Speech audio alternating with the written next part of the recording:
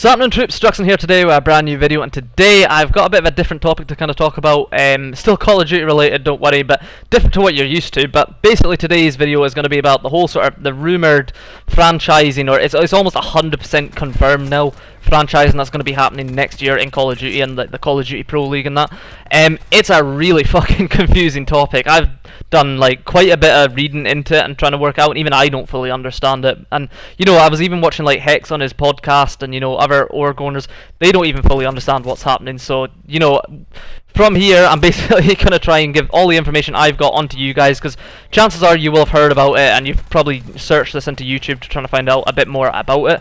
So I'm gonna try to pass that information on as best as I can that I have, and try and give you a sort of an easier description of what it's going to be like. So it's similar to what they have in Overwatch and League of Legends. I'm not particularly familiar with those esports, but what it is organizations now buy spots into the league. So you have to pay like 25 million is the rumored number to get a spot in this new franchise league, which is like our pro league. So if you imagine the pro league, every team that has to be in it has to pay 25 million to get their spot. But here's the catch: there's no relegation, there's no promotion or anything, so it kind of hampers smaller orgs. But I'll get into the pros and cons afterwards. It was TK's owner Kozdov, or however you pronounce that name. He was the one that kind of confirmed on stream that TK knew about this whole sort of franchising thing that's happened, and I don't know if they said they weren't going to pay the 25 million, but he was saying, oh, it sucks, kind of, and all this sort of stuff. But another thing that goes with it, which is really weird, and I do not get this at all. So you've got organizations, you've got like your Optics, you've got LG, you know, Red Reserve, Splice, whatever. You got all this, right? But on top of this now, in other esports, what they have to do, organizations have to do, is they have to create brands in cities. So you're probably thinking, what the fuck? Because even I didn't understand it at all. So if I've got examples written down here, right? So you've got like Splice, okay, in other esports like Overwatch and that. They've got or not Splice, sorry. You've got Cloud9, okay.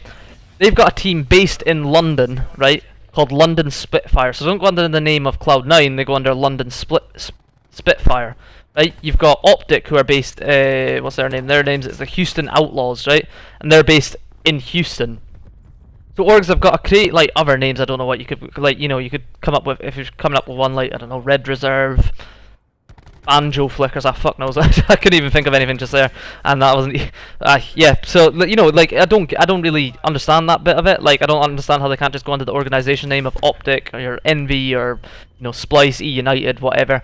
But it's a weird one to kind of wrap your head around. I think the only teams that are in other esports that do this currently that are in Call of Duty right now are I've got Optic, Splice, Envy, Gen G, and is that it? And Splice, if I didn't already mention them.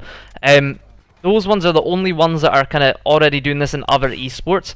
So it's a bit confusing, but that's the basics of it. So one thing they do is they have like teams based in cities. So like I said, you have Cloud9 in London, you've got Optic in Houston, you've got like, you know, you've got teams based in Seoul in South Korea, you've got teams based in wherever, Paris, whatever, other city, you know, Chicago, New York, kind of thing. And teams are going to be playing like in their own, they've got their own stadiums and that, and they've got to go and play home and away, kind of like in football, which is a bit of an odd one. Like, so instead of having a focus on, you know, like tournaments, they're going to be focusing more on league games where teams travel away and fans go and buy tickets, which I can't really see happening. You know, see, esports is one of these ones where everyone watches on Twitch. The tournaments in Call of Duty, that's the main sort of revenue for spectators coming to watch. You know, you don't really get much money from spectators in Pro League. People aren't interested in that. They're quite happy to watch it online. That's the way it should be. I don't think we need to follow a whole sort of, you know, a Premier League home and away day team thing, support your local team sort of thing in esports, because it's a different dynamic in sport. It's completely different.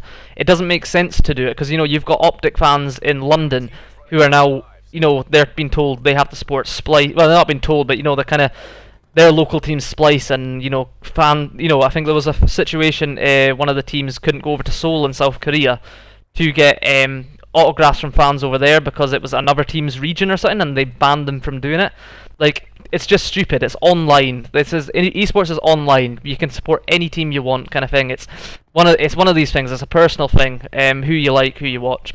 So that aspects of it's a wee bitty weird, but I'll go into the whole sort of problems and positives of it now. So you look at like the problems, right? So here's some of the problems that I've written down, right? Obviously I've written down that the fans have to local teams and that. Pros are going to be censored on Twitter. So in Overwatch and League of Legends, they're very censored on what they can and can't say on Twitter. Whereas I think Call of Duty, obviously it's always been seen as a sort of the outside cousin of other esports, like bigger esports, if you will.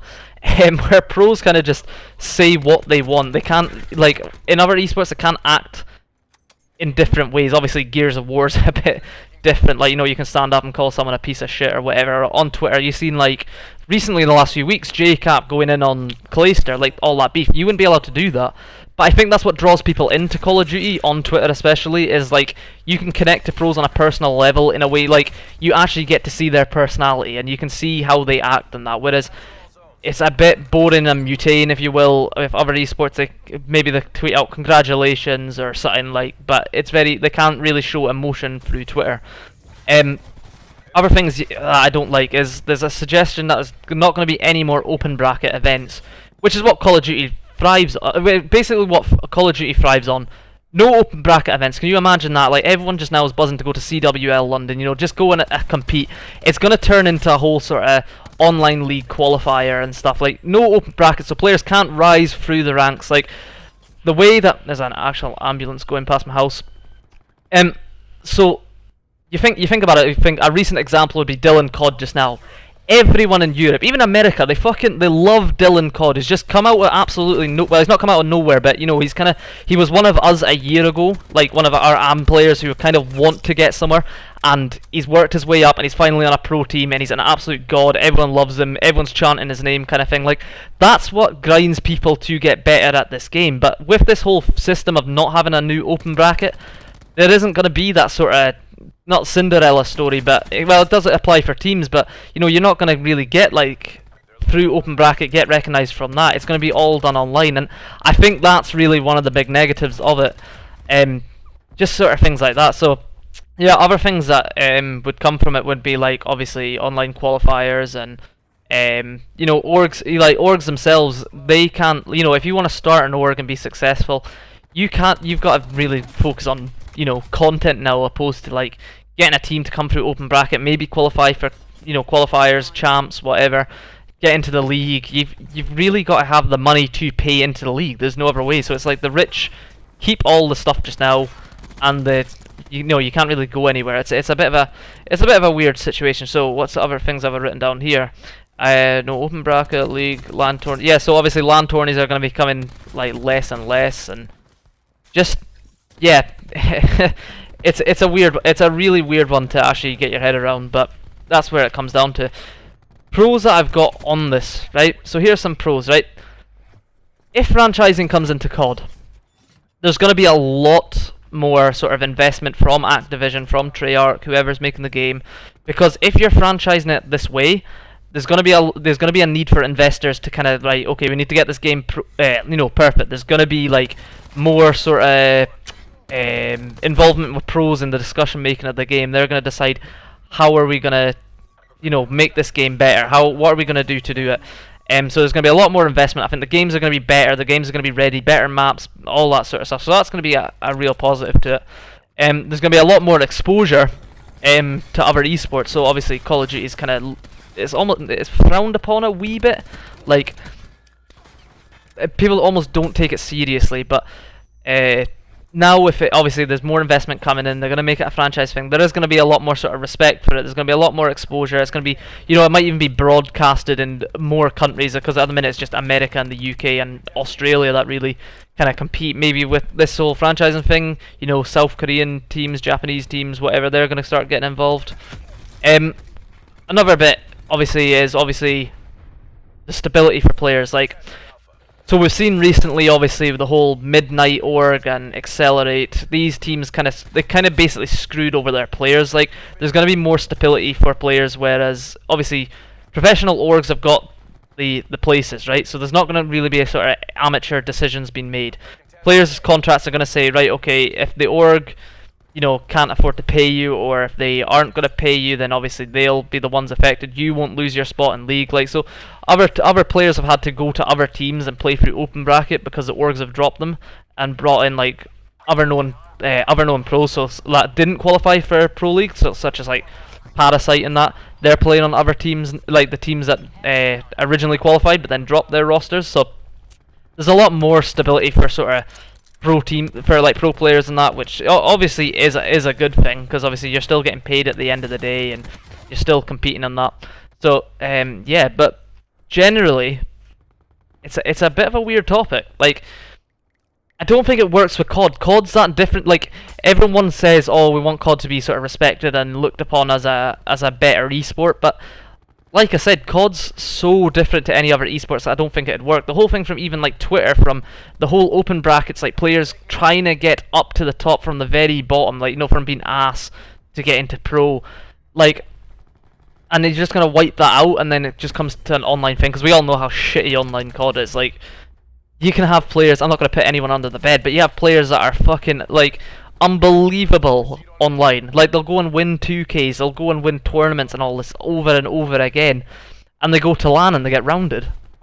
Like, it's, I don't know, I can't see the focus of online COD being, like, you know, for players coming up through the ranks being the thing, and I also can't see that, the other thing I can't see is the whole, like, you know, local teams travelling and that. You've got to have the tournament focus. Like, everyone lives for, oh, it's CWL Dallas, oh, it's going to be CWL, you know, Seattle, it's going to be CWL London. Everyone's buzzing for it for months. But if you take away these sort of tournament things and have like less a year and just focus on Pro League, like, it's just not the thing. Like, yeah, Pro League gets some views when Optic's playing and all that, you know, but it's nothing even close to what it is if they're playing in a tournament. Everyone's looking forward to it. No, I guarantee you no one's ever going to, oh, I can't wait for Pro League this week. Like, yeah, it's good to have it back and all, it'll be good to watch, but yeah, I think Call of Duty is just at that point where it needs to be, what's the word? It needs to I like the idea of having some franchising, I like more investment and all that, obviously, but I don't like the whole idea of, you know, it's got only, you know, you can't get promoted and relegated. I think that's probably just because I'm a football fan from the UK. I prefer the idea of you can start from anywhere, get all the way up as an organisation, and as a player you can play through open brackets at events and stuff and look better and better and better. But, you know, what do I know? I'm not the investor, I've not seen it. I don't really follow other esports as well, so I can't really comment on it too well, but that's just my opinion. So I hope that's kind of fleshing out your information a wee bit. I probably haven't explained it the best, because it is a confusing topic, and like I said, I still don't really fully understand it. But yeah, so definitely let me know down in the comments below what you actually think of the whole thing. What orgs do you think you'd like to see it from other esports? Like, would you like your sort of your Dignitases or your Cloud9s back in? I'm trying to think of other famous orgs that there is. I'm obviously missing a few. Oh god, why am I forgetting this right at the end of the video? I'm ruining it for a good one. Fuck it. Yeah, so let me know down below what orgs you'd like to see that are involved in other esports or other franchised things come into Call of Duty. Let me know if you think it would be a good thing, if you think it would be a bad thing. But yeah, so other thing I've got to say, just as it's coming up to the last minute of the video, thanks very much for the 200 subs, guys. I did say I was going to bring out a sort of a mini-tage or some sort of competitive montage-y type edit thing. I'm kind of trying to get the best editor to do some work for me just now, so hopefully that'll be out soon. I'll try and get that, and I'll try and get even more clips whilst I'm waiting for it to all be edited and rendered out and finished. And yeah, so keep tuning into my live streams, keep watching my videos. I hope you did enjoy this video. I might cut this a wee bit short, but yeah, so like, comment, why am I doing this? Like, comment, subscribe down below, guys. Notifications on. I have rambled a wee bit, but yeah, hope you did enjoy it. Hope you learned something new, and I will see you in the next video, guys.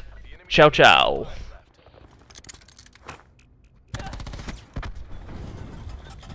Enemy details down to 1. Finish this. We're capturing Bravo.